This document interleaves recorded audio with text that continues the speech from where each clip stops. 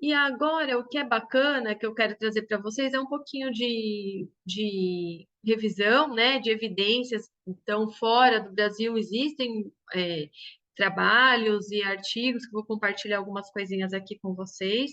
Depois também, quem quiser, pode fazer contato com a gente manda mais algum material, tá? Para que vocês tenham também. E agora vamos começar a gente fazer coisa aqui no Brasil, né? Que isso é importante também. Então, clinicamente comprovado que ele vai melhorar a ventilação pulmonar, melhorar a função pulmonar, melhora da qualidade de vida e reduzir as exacerbações, tá? Aqui, esse estudo, eles fizeram com uma ressonância magnética hiperpolarizada. Então, antes, né, o paciente DPOC, tá? Com cuidados básicos aí, a gente vê algumas áreas aqui que não tem não tem uma intensidade, essa menor intensidade da cor azul ou mais escurecida, mostra que são áreas que estão mais colabadas, com baixa ventilação. 3 a 4 semanas depois de uso, mais os cuidados básicos, né? Então, aerobica mais os cuidados básicos, como a gente conseguiu abrir aí mais áreas de ventilação no pulmão, tá? Depois de 3 a 4 semanas. Esses pacientes também um outro estudo feito com DPOCs, e eles tiveram também, depois de 3 a 4 semanas de uso, melhora da função pulmonar. Então, eles ganharam aí em torno de 6% de capacidade vital forçada, cerca de 200 ml, tá? E aqui, quando a gente fala da qualidade de vida, né? Também paciente DPOC, eles, um grupo, né, que usou depois de 3 a 4 semanas foi reaplicado o questionário e eles pontuaram 4 pontos a mais, né? 64% aí pontuaram mais do que a resposta do questionário anterior. O CAT também, 8 semanas depois, 62% dos pacientes também tiveram uma pontuação melhor no questionário de qualidade de vida. E redução das exacerbações. Então, pacientes, lembra que eu comentei com vocês que o período crítico do paciente DPOC é nos 30 dias depois de uma exacerbação. Então, esses pacientes tiveram uma exacerbação, o grupo controle não utilizou a aerobica e o outro grupo usou a aerobica, também por 3 a 4 semanas. O grupo que utilizou a aerobica nesses 30 dias pós-exacerbação teve uma redução de exacerbação, né, 28% menos do que o grupo controle. Aqui, para que a gente entenda, né, quando a gente falou lá dos custos, o que a DPOC representa para a gente, né, já nos Estados Unidos, já no Canadá, eles têm estudos, né, de custo-efetividade que apoiam o uso do dispositivo como um complemento aí para os cuidados habituais para tratar esses pacientes DPOC pós-exacerbação.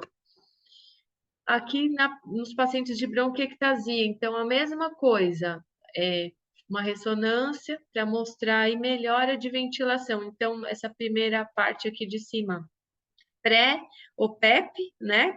E pós-OPEP, que teve aqui um pouco, quando aumenta a intensidade do azul, é que melhora um pouquinho a ventilação. E para paciente também de bronquiectasia, então eles compararam, né, para ver se eles sentiram melhoras significativas na remoção de secreção, né, dos pacientes de bronquiectasia. E teve, nesse score, que eles mediram quando diminui a pontuação, significa a melhora, né? Então, no verdinho aqui é pós-aerobica. Esse também para pacientes de bronquiectasia, então o que eles mediram, o que eles referiram, né? Que se sentiram bem, né? Que sentiram que o dispositivo trabalhou bem no pulmão, melhor facilidade para remover secreção, fácil de utilizar e uma satisfação geral aí aumentada com relação ao uso do dispositivo. Aqui para pacientes de fibrose cística, também aí no caso eram crianças, né? Então eles avaliaram o dispositivo um grupo de pacientes pediátricos com fibrose cística. Então, lógico, para esses pacientes, o que a gente mais quer é que ele consiga remover mais secreção.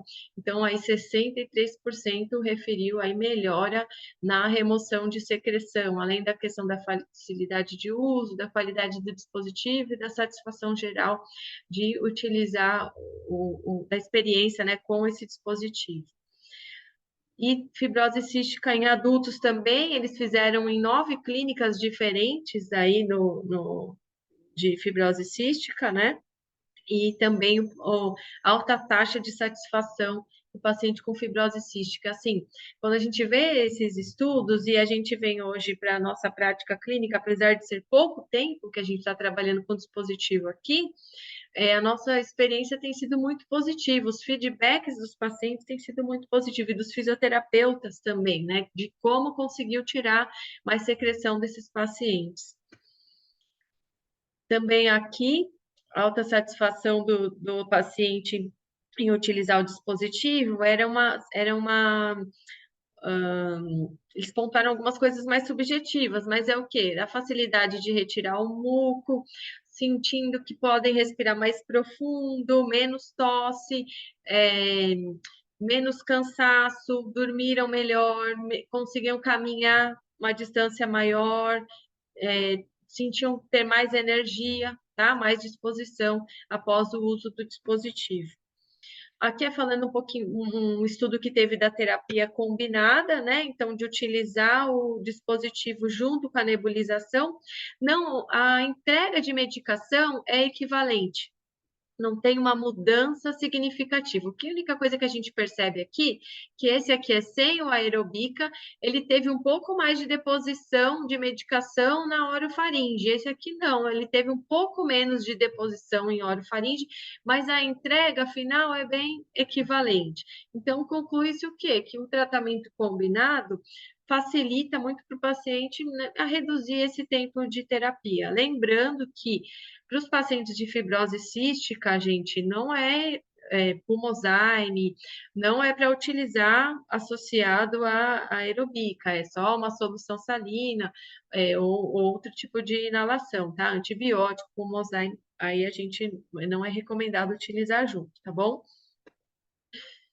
Aqui eu vou compartilhar, é um dispositivo que abre aí para a gente muitas possibilidades de uso. Esse vídeo, quem cedeu aí gentilmente para a gente foi a doutora Etienne, né, que é professora também do Instituto Beta, mas ela, o que que ela fez?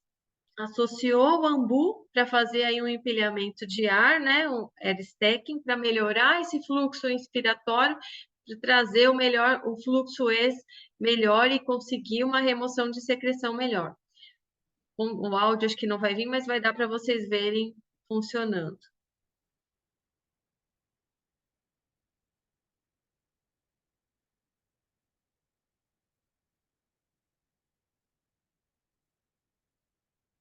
Então, o dispositivo traz essa versatilidade de uso. Então, da gente usar com uma máscara, da gente usar associado a um ambu, fazer um empilhamento de ar, utilizar numa traqueostomia.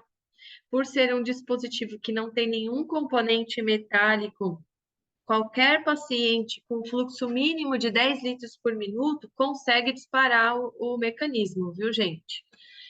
Vou passar aqui. Aí aqui é que, né, existe, né, realmente a recomendação do Gold, né, para o DPOC, as técnicas, né, de remoção de secreção, né, então existe essas recomendações também para bronquiectasia, né, na sociedade, o IAS recomenda as técnicas lá de oscilação. Aqui também nos consensos que a gente tem, né, também tem a recomendação do OPEP para esses pacientes. E vamos comparar ele um pouquinho com o que a gente tem no mercado. Existem alguns estudos também, tá? Os dispositivos não são iguais. Então, por quê? Porque mecanismos de ação diferentes, né? Um dispositivo funciona de uma forma, o outro funciona de outra forma, e logicamente que isso vai trazer resultados diferentes, tá? Existe essa variação nas oscilações e na pressão positiva que cada dispositivo usa. O AirPhysio a gente não tem aqui no Brasil, mas é que ele entrou num comparativo, tá? Então, aqui, quando a gente olha os dispositivos, então, a gente já mostrou lá o mecanismo de ação do aerobica, ele não tem nada metálico, é isso que eu falei para vocês, então, o paciente consegue gerar o mecanismo com baixo fluxo, o paciente com fraqueza muscular mesmo consegue gerar, e não depende de posição. Aqui, quando a gente vê, a gente tem uma esfera metálica e também eu dependo da posição de uso para que eu tenha uma efetividade. Aqui eu também tenho componente magnético, componente metálico, que também pode influenciar, tá?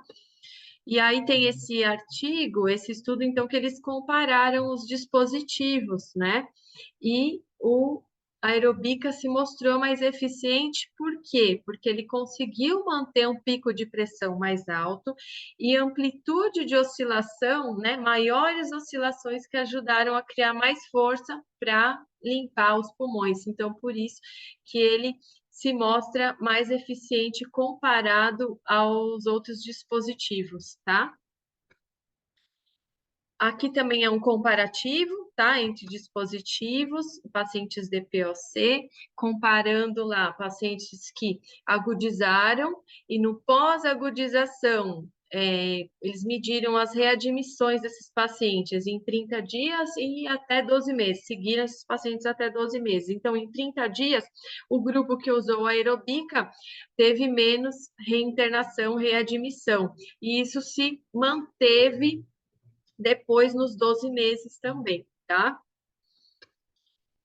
Aqui é comparando o OPEP com o PEP, tá? E também vendo hospitalização de pacientes com DPOC, ele também mostra uma diferença significativa. E outro campo que a gente pode atuar com a aerobica é em pós-operatório, né? Dentro do hospital, no pós-operatório. Logicamente que a gente tem essa limitação para alguns centros, porque é um dispositivo de uso único, uso individual, né? Mas muitos hospitais, os grandes hospitais conseguem colocar isso, né? É um trabalho aí que a gente vai fazendo aos pouquinhos para que já começamos a testar em alguns hospitais, o resultado até tem sido positivo, mas que a gente consiga depois trabalhar também para que possa ter a cobrança por esse dispositivo para o paciente, né? Mas falando aqui das complicações pulmonares pós-operatórias, né, que é uma parte significativa de risco de cirurgia. A incidência aí pode variar de 5 a 70%. Quais são as principais complicações pós-operatórias? A telectasia, pneumonia, uma parada respiratória, uma exacerbação de doença pulmonar crônica, né? A telectasia é um efeito muito comum, né, nos pós-operatórios, por acúmulo aí de secreção, né? Então, a prevenção e o manejo da telectasia é vital para a gente minimizar aí essas complicações, né?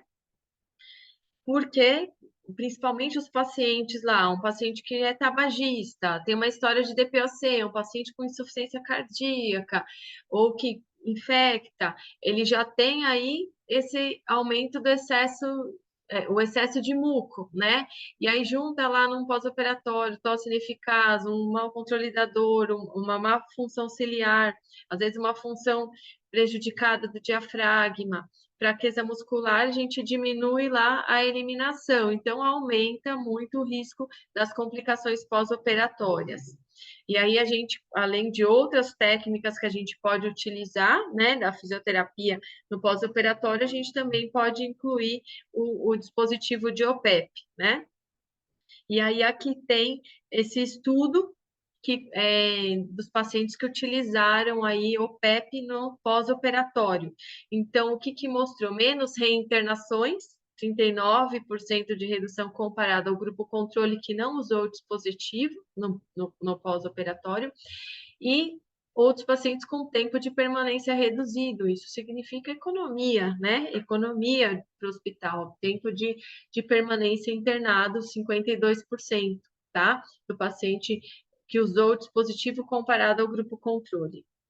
Então, todos esses resultados, né, sugerem aí a adição do aerobica nesse ambiente aí no pós-operatório, tá? Gente, é isso que eu queria passar para vocês. Eu vi que tem mensagens aqui, eu vou entrar no chat para a gente começar a responder as perguntas para vocês.